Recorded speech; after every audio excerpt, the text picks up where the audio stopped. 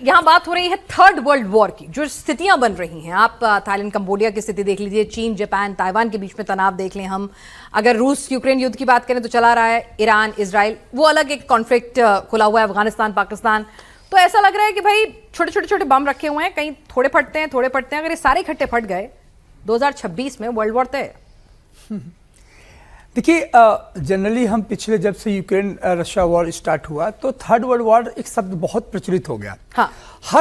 हर जगह जहां पर चर्चा होती है एकेडमिया में या मीडिया में थर्ड वर्ल्ड वॉर।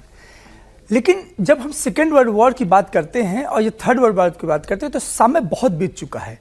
आज आप देखिए कि वो अमेरिका जो इस रशिया यूक्रेन वॉर को फ्यूल किया पूरी तरीके से जिम्मेदार था, वही ट्रंप आज ये कह रहे हैं कि यूरोपियन कंट्री तुम जिम्मेदार हो और तुम कमजोर हो चुके हो, यानी तुम्हें अब युद्ध पर रोक देना चाहिए। अब ये है नुआंसेस अंतर्राष्ट्रीय राजनीति के, जो आज का समय है वो कॉन्टेक्स्ट और नुआंसेस इतने बारीक हो चुके हैं कि मुझे नहीं लगता कि किसी भी तरीके से कंसोलिडेट होकर के एक ग्रुप बनेगा और थर्ड वर्ल्ड वॉर स्टार्ट हो जाएगा, क्योंकि उसके अंदर अपने तीन कॉन्ट्राडिक्शंस हैं कि वो कंसोलिडेट पावर कभी नहीं बन सकती है आज के इस दौर में जहां पर हित आपस में टकराते हैं। आप देखिए कि मैं यदि 6 महीने पहले की बात कीजिए, इवन अभी अलास्का वार्ता के पहले तक की बात कर लीजिए, अलास्का के बाद की बात कर लीजिए कि यही ट्रंप है जो रशिया पर सैंक्शन लगा रहे हैं, जो बड़ी कंपनियां ऑयल की वहां पर सैंक्शन लगा दिया, यानी कि पूरी तरीके से उन्होंने प्रेशराइज करने की कोशिश की, लेकिन बाद में फिर तेवर बदल गए, क्योंकि ये इतना आसान नहीं है। कल तो कह रहे हैं कि तीसरा विश्व युद्ध हो जाएगा। नहीं, इसलिए मैं कहता हूं, क्या कहें सर? नहीं, इसलिए मैं कहता हूं कि एज ए मैच्योरिटी का एनालिसिस यही कहता है कि इनके बयानों पर मत जाइए, इनके जो हित हैं इतने टकरा रहे हैं आपस में।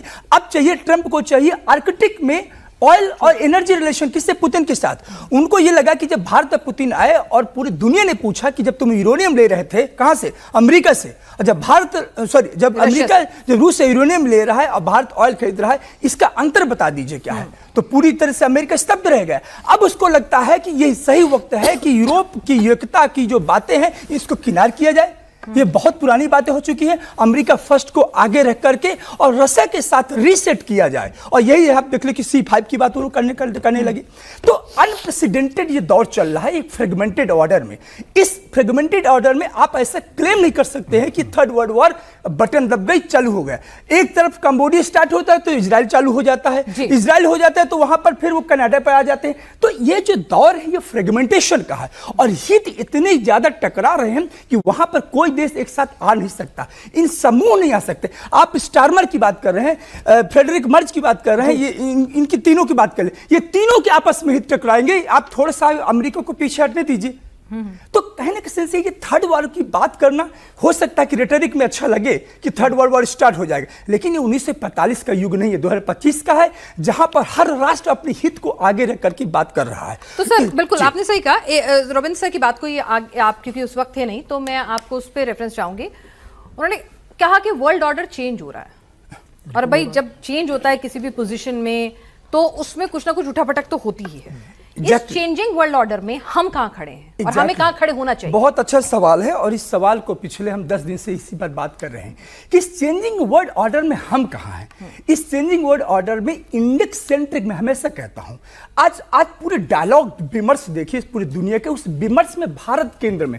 जब मैं ये कहता हूं तो कुछ लोगों को लगता है कि आइडियलिस्टिक पोस्चर है, आइडियलिस्टिक नहीं है। ये युवा बैठे हुए हैं, मैं इनको ग्लासगो जो COP26 की बैठक हुई थी, वहां आदरणीय प्रधानमंत्री जी वहां पर एक्शन प्लान को लेकर गए थे, क्लाइमेट एक्शन प्लान को लेकर। दुनिया में जितने ग्लोबल चैलेंजेस है, India has potential to address these global challenges, और वो एक्शन प्लान है। इसलिए मैं कहता हूं कि जब बदलता ऑर्डर है ना, इस बदलते ऑर्डर में इंडिया के पास एक 1.4 बिलियन पॉपुलेशन है, दुनिया की सबसे बड़ी DPI है आपके पास है, डिजिटल पब्लिक इंफ्रास्ट्रक्चर आपके पास, दुनिया की सबसे डेमोग्राफी है।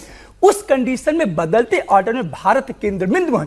इसीलिए G20 के पहले हमने ग्लोबल साउथ की मीटिंग की थी कि ये वो धुरी है, और इसीलिए जब पुतिन यहां पर आते हैं तो ट्रंप भी चयन होते हैं और उनके सिक्योरिटी डॉक्ट्रिन में C5 दिखने लगता है। वहां से बीजिंग से कहते हैं SCO में इंडिया सेंटर में होते हैं, आदरणीय प्रधानमंत्री जी दोनों के बीच में होते हैं। आखिर क्या अचानक सब कुछ? ऐसा नहीं है।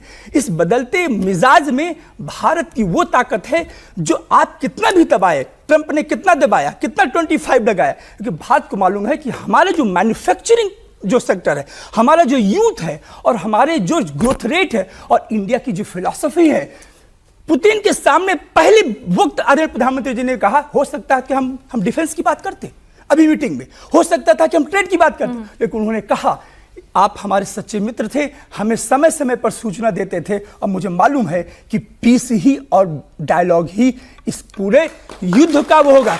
यानी India has action plan to address the changing world order and positioning itself not as a rhetoric but as a solution provider country.